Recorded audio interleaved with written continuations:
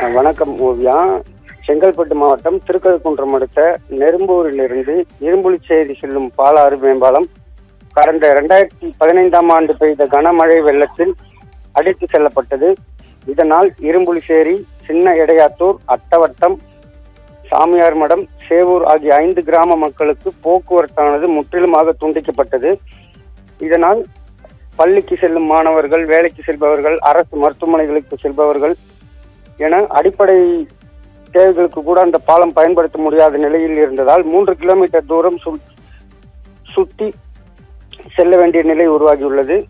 இதனால் மாவட்ட நிர்வாகம் பார்வையிட்டு உடனடியாக பாலாற்றின் குறுக்கே சாலை அமைத்து வீராணம் குழாய்களை கொண்டு திறக்க அமைக்கப்பட்டு போக்குவரத்து சரி செய்யப்பட்டது. தொடர்ந்து ஆண்டுதோறும் பெய்து வரும் மழையால் கடந்த 10 ஆண்டுகளாக மழைக்காலங்களில் தற்காலிக தரைப்பாலம் சிதிலமடைந்து போக்குவரத்து துண்டிக்கப்பட்டது வழக்கமாகி வருகிறது.